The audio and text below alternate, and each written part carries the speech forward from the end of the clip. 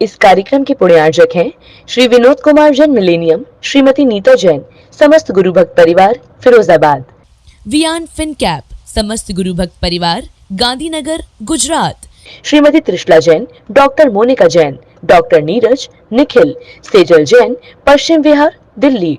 Shrimati Santosh Jain, Shri Vishal Chand Jain, Shrimati Poonam Jain CMA, Pankaj Jain, Amit Jain, राशि जैन, उन्नति Jain, sector 37, Noida. Shri Parasmal, Indira देवी, संजय, विनीता, अजय, नीतू जैन, बाकलीवाल परिवार, सूरत। मंगल में हम पर के निमित्त से लगाते हैं, किसी के साथ झूठ बोल करके, किसी को सता करके, किसी की चोरी करके, किसी के साथ रमण करके, किसी का धन हरण करके। इन 5 पापों के निमित्त से जीवन अमंगल में बनता है। मंगल में बनाने के लिए इन 5 को आत्मा से जोड़ने की आवश्यकता नहीं है, मंगल में स्वतः बन जाएगा। इनको छोड़ दो, हिंसा भाव को छोड़ दो, असत्य भाव को छोड़ो, क्रिया को भी छोड़ो, चौर्य जो आत्मा का अवगुण है दोष से छोड़ो, कुशील सेवन इसका त्याग करो और परग्रह में अनुरक्त मत हो। मंगल में जीवन का आशय है अंतरंग में उत्कृष्ट उमंग आ जाना। जो उमंग को, आनंद को, उत्साह को लाए मंगल है। जो मम गल, जो अंतरंग के विकारों को, कुभावों को, पाप को, मल को, गंदगी को दूर हटाए, गलाए, नष्ट करे, वह मंगल है। 2 प्रकार से मंगल की परिभाषा है। मंगल करते हैं आप लोग वार की क्रियाओं से, मंगल गृह प्रवेश, मंगल कार्यक्रम, मंगल विवाह, मंगल महोत्सव इत्यादि मंगल करते हैं। किंतु अब हमें करना है जीवन को मंगलमय। जीवन को मंगलमय करने के लिए जीवन की अमांगलिक क्रियाएं, वार्ताएं, भावनाएं उन्हें बदलना है। यदि अमंगल के कारण जीवन में कहीं प्रवेश कर गई हैं तो उसे निकालना है। अमंगल हमारा होता है शत्रुता के माध्यम से। यदि हमने किसी को शत्रु मान लिया तो हमारा जीवन अमंगल रूप हो गया।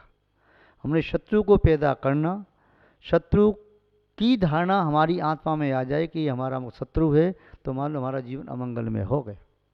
अमंगल का कारण है संक्लेशता। संक्लेशता यदि हमारे जीवन में तो जीवन अमंगल में बनेगा ही बनेगा। अमंगल का कारण है क्रूरता। यदि हमारे परिणाम क्रूर हो रहे हैं तो हमारा जीवन अमंगल में बनेगा ही बनेगा।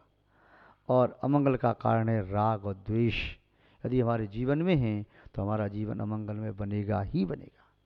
इन चारों को छोड़ दो तो छोड़ते ही 4 गुण आत्मा में प्रकट हो जाएंगे। ये 4 भावना समदृष्टि भाता है। जैसे ज्ञानावर्ण नष्ट करते ही अनंत अनंत ज्ञान प्राप्त करते हैं, दर्शनावर्णी नष्ट करते ही अनंत दर्शन प्राप्त करते हैं, मोहनी के नष्ट होने से अनंत सुख की प्राप्ति होती है, अंतराय कर्म के नष्ट होने से अनंत ज्ञान की प्राप्ति होती है। अंधकार के नष्ट होते ही जैसे प्रकाश आता है, दुख के नष्ट होने से सुख आता है, अज्ञानता के नष्ट होने से ज्ञान आता है, ऐसे ही इन 4 दुर्भावनाओं से नष्ट होने से शुभ भावनाओं का जन्म होता है। ये 4 दुर्भावनाएं अमंगल की निमित्त हैं, प्रतीक हैं, स्तंभ हैं। और 4 ये शुभ भावना जीवन को मंगल में बनाने वाली हैं। ये 4 भावना पर्याप्त हैं। 3 से काम चलेगा नहीं और 5वीं किसी भावना की आवश्यकता नहीं है। ऐसा हम समझते हैं। ये चारों भावना हैं, 4 अनुयोगों का सार है। वैदिक परंपरा के 4 वेदों का सार है। किसी तीर्थ की यात्रा करने वाले व्यक्ति के लिए 4 धामों की यात्रा का सार है। शंभेश्वर जी, गिरनार जी, चंपापुर, बाबापुर और कहें तो अष्टापद, ये 5 तीर्थ क्षेत्र हैं। वैसे अपना 700 क्षेत्र शंभेश्वर जी है। वैदिक परंपरा में 4 क्षेत्र अलग माने हैं। तो ये से मान के चलिए ये 4 भावनाएं हमारे संपूर्ण जीवन को परिवर्तित कर देती है। कौन कौन सी चार भावनाएं हैं? पहली भावना है मैत्री भावना, दूसरी भावना है प्रमोद भावना, तीसरी भावना है कारुण्य भावना और चौथी भावना है माध्यस्थ भावना।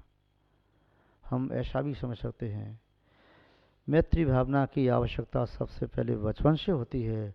सबके प्रति मैत्री के परिणाम का संस्कार आत्मा में जन्म ले गया, तब निस्संदेह आपका जीवन बहुत आवश्यक हो गया। फिर जैसी यौवन अवस्था को प्राप्त होते हैं तो फिर आप खुद को देख करके नहीं, अपितु अपने से पूज्य पुरुषों को देख करके प्रमोदित हो जाइए। खुद की उपलब्धि पर हंसना, प्रमोदित होना, आनंद लेना, ये अहंकार हो सकता है, किंतु जिन्होंने उपलब्धि की है उन अपने से पूज्य बड़ों के देखने से आनंद आना, ये यौवन में बहुत आवश्यक है। प्रमोद भावना, प्रमोद में यौवन अवस्था में प्रमोद भाव कम आ पाता है, अहंकार ज़्यादा आ जाता है। बाल्य अवस्था में मैत्री कम आ पाती है, वैर विरोध ज़्यादा हो जाता है, ये मेरा लड़ता है, उसे लड़ता है। प्रौढ़ अवस्था में करुणा कम आती है, करुणा के स्थान पर संक्लिष्टता ज़्यादा बनती है। घर में, परिवार में स्त्री है, बच्चे हैं, भाई हैं, सब में झगड़ा होता है तो करुणा ना करके कभी संक्लिष्टता बनती, क्रूरता आती है। और वृद्ध अवस्था में फिर माध्यस्थ भाव कम हो पाता है, राग द्वेष रहता है। जिसने मेरे लिए ज़िंदगी भर अच्छा किया अब वह मुझसे छूटे नहीं, जिसने ज़िंदगी भर मुझे परेशान किया, तबाह कर दिया, मैं उसे छोड़ूंगा नहीं, ये द्वेष की भावना रहती है। इसलिए बाल्य अवस्था से मैत्री के संस्कार अनिवार्य रूप से होना चाहिए, जीवन सफल बनाना है तो। यौवन अवस्था में प्रमोद भाव रहो, हंसते खेलते रहो, कोई बात को माइंड में मत लो। प्रौढ़ अवस्था में करुणा से भर जाओ करुणा से। सामने वाला यदि दृश्य भी दिखाई देता है, कहीं कोई चित्र चल रहा है, चलचित्र चल रहे हैं, उसमें कोई दृश्य दिखाई दे जाए तो प्रौढ़ की आंखें गीली हो जाना चाहिए। यदि बालक की आंखें गीली हो गई तो बहुत बड़ी बात नहीं है। प्रौढ़ की आंखें, जिसने जीवन में बहुत बसंत देखे हैं और जीवन में बहुतों के अंत देखे हैं, और अपने वृद्ध अवस्था में जो मरते मरते अपनी मुट्ठी भी नहीं खोल रहा है, बस मैं छोड़ूंगा नहीं, बस इसको मैं छोड़, एक मुट्ठी तो इसलिए बांधा है कि जो मुट्ठी में इसे नहीं छोड़ूंगा, और दूसरी मुट्ठी बांधता है मैं इसे नहीं छोड़ूंगा, इसने मुझे परेशान किया। राग द्वेष बहुत होते हैं। अब छोड़ के इसी चौथे नंबर पर रखी माध्यस्थ भावना। अब थोड़ा देख लें मैत्री का आशय यहाँ क्या, प्रमोद का आशय क्या, करुणा का आशय क्या और माध्यस्थ भाव का आशय क्या। आचार्य भगवान पूज्यपाद स्वामी जी ने सर्वा सिद्धि में लिखा है, परेशान दुखानुत्पत्ति विलासा मैत्री। दूसरों के जीवन में दुख अनुत्पत्ति, दुखों का उत्पन्न न होना, ऐसी भावना। हे भगवान, संसार में कोई प्राणी दुखी न रहे, कोई दुखी न रहे, कोई दुखी न रहे। हे भगवान, संसार के सब प्राणी सुखी रहें, सबके दुख नष्ट हो जाएं, सबके दुख नष्ट हो जाएं। रात्रि में नींद नहीं आती है। कई बार साधु पुरुषों को हम देखते हैं वे आंख बंद करके ध्यान लगा रहे हैं, मैत्री भावना भा रहे हैं, भगवान संसार के सब जीव सुखी हों, कोई दुखी न हो। वर्तमान काल में देखते हैं लोगों को, कोई दुखी है, कोई तन दुखी, कोई मन दुखी, कोई धन दुखी दिखे। संसार में सुख सर्वदानी काहू को दिखे, किंतु हम संसार के सभी प्राणियों की सुख की भावना भा सकते हैं। संसार के सभी प्राणियों को सुखी कर पाना असंभव है, किंतु एक उपाय है जिसे संसार के सभी प्राणियों को सुखी हम देख सकते हैं, वह है मैत्री भावना। अपनी भावनाओं से हम कल्पना कर सकते हैं संसार के सब जीव सुखी हो गए, अब कोई दुखी नहीं है। अपनी भावनाओं से सबको सुखी देखो, दुखी मत देखो, बस सुखी देखो। दूसरों के जीवन में दुख की उत्पत्ति न हो, वह भावना हमारे सब सुखी हों, सब सुखी हों, सदा संसार में सुख हो। आप लोग मेरी भावनाओं में पढ़ते हैं, मैत्री भाव जगत में मेरा, सब जीवों से नित्य रहे। मैत्री भाव जगत में मेरा सब जीवों से नित्य रहे। सब जीवों के प्रति, एक जीव के प्रति नहीं। आपसे कोई पूछे आपके मित्र कौन कौन थे, मैं किसका नाम बताऊं? जो तुम्हारे थे उसका नाम बता दो। सही बात तो ये है कि मैंने कोई विशेष व्यक्ति को मित्र माना ही नहीं, मतलब तुम्हारा कोई मित्र नहीं था, ये ऐसा नहीं है। फिर मैं तो संसार के प्रत्येक प्राणी को अपना मित्र मानता हूँ। संसार का प्रत्येक प्राणी मेरा मित्र है। मैं संसार के प्रत्येक प्राणी के दुख को दूर करने की भावना रखता हूँ, केवल एक अपने मित्र के दुख के दूर करने की भावना नहीं। हे भगवान, संसार के किसी भी प्राणी के दुख को मैं दूर कर दूँ तो वही मुझे अपना मित्र मानेगा, और मैं संसार के प्रत्येक प्राणी के दुख को दूर करने की भावना रखता हूँ तो पूरा संसार मेरा मित्र हो गया। तो भावना ऐसी रखो कोई दुखी ना हो। कई बार व्यक्ति कहता है अब आएगा मजा, देखो अब वो फंस गया ना उस केस में, अब देखो उसका ऐसा हो गया, उसके घर में आग लग गई, उसका घाटा लग गया, अब ठीक। अरे भाई, कौन तुम्हारा शत्रु है? तुम्हारा शत्रु तो ये धारणा ही है कि तुम दूसरों को शत्रु मान रही हो। तुम्हारा शत्रु संसार में कोई है ही नहीं। सबको मित्र मानो और सबके हित की कामना करो, भावना भाव। बचपन में कहानी पढ़ी थी आपने, शेर और चूहे की। चूहा सोते हुए शेर के पास पहुंच गया और शेर जैसी जगह, उसने कहा अच्छा इतना निर्भीक होकर मेरे ऊपर ही कबड्डी खेल रहा है, क्या सोच के आया था? तुझे अपने प्राण प्यारे नहीं है, पकड़ लिया पंजे में, बता क्या करूं? जो करना है सो आप ही कर दो, यदि मुझसे पूछ ही करना है तो बैठे रहो। ये मेरी मुझसे पूछ करके आप मेरी बात मान लोगे क्या? पहले तो शेर हंसा, चल मान भी सकता हूँ, बता तू क्या कहेगा? यही कहूँगा मुझे छोड़ दो, और बात मानो तो मान लो बात मेरी। शेर ने कहा चल मैं तुझे छोड़ देता हूँ, पर क्यों? छोड़ दो कि मैं आगे कभी आपके काम आ जाऊँगा। शेर और हंसा, वाह ये चूहा मेरे काम आएगा, भिखारी राजा के काम आएगा, वाह क्या बात है भाई। ठीक है, काम नहीं आऊँ तो कोई बात नहीं, आपने वचन दिया है कि छोड़ने का, मैं कहूँगा तो आप ऐसा कर दोगे, तो आपने छोड़ दिया मुझे। कुछ दिनों के बाद संयोगतः शेर किसी जाल में फंस गया। सोया पड़ा हुआ था, शिकारी ने जाल फेंका और पुनः जाल को दो तरफ से पहले बांध दिया था, इधर से फिर फेंक करके और बांध दिया, मजबूत जाल था। और पुनः शेर जगी, उसके पहले जाल को पूरा टाइट कर दिया। अब शेर तो निकलने में असमर्थ। अब तो शेर जंगल में रोने लगा, क्या करे? शेर भी जाल में फंस जाता है। जब आते हैं कर्मों के फेर तो मकड़ी के जाल में फंस जाते हैं शेर। वह शेर मकड़ी के जाल में नहीं, जाल में फंस गया। पुनः चूहे को मालूम चला कि जंगल का राजा जाल में फंस गया है। वह चूहा आया और चूहे ने आकर के देखा मेरा मित्र, उसने कहा मैं चिंता ना कर, मैं हूं ना। उसने आकर के, वे जाल बिछाने वाला शिकारी सोच रहा था 2-4 दिन शेर भूखा रहेगा तब शेर को पकड़ लूँगा, तो वह जाल लगा के चला गया। चूहे ने आके जाल को काट दिया और शेर निकल के स्वतंत्र हो गया। कभी ये न सोचो ये छोटा ये मेरी क्या सहायता करेगा। कर्मों के बारे में कौन नहीं जानता, कौन छोटा कौन बड़ा, कौन कब किसकी सहायता कर सकता है, कौन जानता है इस बात को। महानुभाव, ऐसी बच्चों की कहानी, हिरण की, कछुए की, कौवे की और चूहे की ऐसी कहानी, उसमें इसी प्रकार का था कि हिरण ने चूहे को बचाया, चूहे ने हिरण को बचाया, कौवे ने बचाया, कौवा ढूंढता हुआ जाता है और काँव काँव करता हुआ आता है और चूहा और कौवा पहुँच जाते हैं। कहने का अभिप्राय ये है कि एक व्यक्ति को दूसरे व्यक्ति की सहायता करना चाहिए बिना किसी स्वार्थ के, ये कहलाता है मैत्री भाव। मित्रता हो तो संसार में जीना अच्छा लगता है, और शत्रुता के साथ एक क्षण का जीना भी अच्छा नहीं, और शत्रुता के साथ मरना भी अच्छा नहीं। मित्रता के साथ जीना भी अच्छा है और मित्रता के साथ मरना भी अच्छा है। तो महानुभाव, जीवन में ये मैत्री भावना का आशय यही समझें, वसुधैव कुटुंबकम, पूरा संसार पूरी पृथ्वी मित्र के समान है, कुटुंब के समान है, मेरे परिवार के सदस्यों की तरह से है। अथवा भगवान महावीर स्वामी का संदेश, जियो और जीने दो, यह मैत्री का प्रतीक है। सम्राट अशोक ने शिलालेखों में लिखा है कि मुझे धर्म की अन्य क्रियाएं इतनी अच्छी नहीं लगती। कोई पूजा कर रहा है, फूल पत्ती चढ़ा करके कोई पूजा कर रहा है, फल चढ़ा के कोई पूजा कर रहा है, मिष्ठान चढ़ा के कोई पूजा कर रहा है, सो की सामग्री चढ़ा करके जिसकी जैसी मनोभावना वैसा कर रहा है।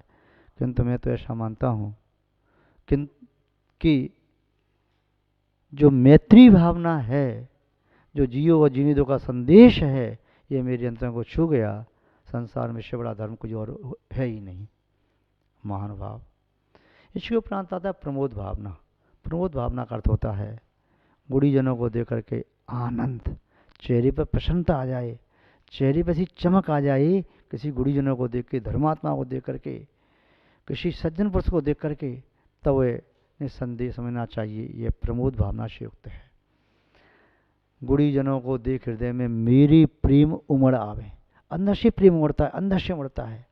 जैसे सावन के महीने में बादल उमड़ के आते हैं, ऐसे ही धर्मात्मा को देख करके अंदर से प्रेम उमड़ता है। जैसे चंद्रमा की कलाएं बढ़ते हुए देख करके, चंद्रमा पूर्णमासी का होता है तो समुद्र के पानी में लहरें उठती हैं, उमड़ के आता है। ऐसे ही एक पुत्र के मन में अपनी माँ को देख करके अंदर से माँ के प्रति अनुराग जागृत होता है, और माँ के मन में पुत्र को देख करके होता है। महानुभाव। धर्मात्मा व्यक्ति का कर्तव्य है मुख प्रसन्न विमला च दृष्टि गुणानुरागो मधुरा च वाणी। मुख प्रसन्न हो, दृष्टि निर्मल हो, मुख प्रसन्न विमला च दृष्टि गुणानुराग हो, गुणों के प्रति अनुराग हो, मधुरा च वाणी, और मधुर वाणी उसकी हो। इस प्रकार गुणों के प्रति जो ध्यान रखता है वह गुणों की पूजा करता है। वह जहाँ गुणों की पूजा होती है, गुणों की पूजा स्वतः ही हो जाती है। अपने नाम को मत चमकाओ, अपने काम को चमकाओ। जिसका नाम चमकता है उसका नाम बदनामी हो सकता है, किंतु जिसका काम चमकता है, नाम कैसा भी हो किंतु वह प्रसिद्ध हो जाता है। और तीसरा गुण है कारुण्य भाव। दीनानुग्रह भावा कारुण्यम। दीन प्राणियों के प्रति अनुग्रह का भाव, दया का भाव, वात्सल का भाव, करुणा का भाव, उपकार का भाव, यह करुणा भाव है। दीन दुखी जीवों को देख करके मन में एक दया का स्रोत फूट पड़े। दीन दुखी जीवों को देखकर जिसके मन में करुणा का भाव नहीं जगा, जिसकी आंखों में जल नहीं आया, तो यूँ समझना चाहिए भी आंखें नहीं, ये बस नारियल में दिखाई देने वाले दो छेद की तरह से है। और जिसकी आंखों में करुणा का जल छलकता रहता है, निस्संदेह धर्मात्मा की आंखें होती हैं। और चौथा गुण का है माध्यस्थ भाव। माध्यस्थ का भाव होता है राग द्वेषपूर्वकम पक्षपात अभावो माध्यस्थ। राग द्वेष को पैदा करने वाले उस पक्षपात का अभाव हो जाना, ये माध्यस्थ भाव है। जब भी कोई व्यक्ति अपनी गाड़ी चलाता है, बैलेंस इधर भी नहीं जाता, इधर भी नहीं, बीच में से ले जाता है, नट रस्सी पर बीच में जाता है बांस के बैलेंस बना करके। ऐसे में भी अपना जीवन बैलेंस बनाना है। इधर गई तो राग द्वेष की दलदल है, इधर गई तो राग का जल है। राग के जल में व्यक्ति डूब जाता है, दिखाई नहीं देता, द्वेष की दलदल में दिखाई तो देता है तो निकलना मुश्किल है। तो महानुभाव, राग द्वेष दोनों ही खतरनाक हैं। मध्यस्थ भाव आत्मा के ऊपर जमी इस रज को, इस धूल को, इस पाप कर्मों को दूर करने में समर्थ है। तो वैराग्य भाव मध्यस्थ भाव है। आपके जीवन में भी चारों भाव प्रादुर्भूत हों, मैत्री, प्रमोद, कारुण्य और माध्यस्थ, ऐसी हम भावना भाते हैं। इसी के साथ शब्द श्रृंखला को विराम देते हैं। जय बोले श्री शांतनाथ भगवान की। पूज्याचार्य गुरुदेव श्री विद्यानंद जी महाराज। कार्यक्रम के पुण्यार्चक थे श्री विनोद कुमार जैन मिलेनियम, श्रीमती नीता जैन, समस्त गुरु भक्त परिवार, फिरोजाबाद। वियान फिनकैप, समस्त गुरु भक्त परिवार, Gandhinagar, Gujarat. Shrimati Trishala Jain, doctor Monika Jain, doctor Neeraj, Nikhil, Sejal Jain, Paschim Vihar, Delhi. Shrimati Santosh Jain, Shri Vishal Chand Jain, Shrimati Poonam Jain, CMA, Pankaj Jain, Amit Jain, राशि जैन, उन्नति जैन, सेक्टर 37, नोएडा। श्री पारसमल, इंदिरा देवी, संजय, विनीता, अजय, नीतू जैन, बाकलीवाल परिवार, सूरत।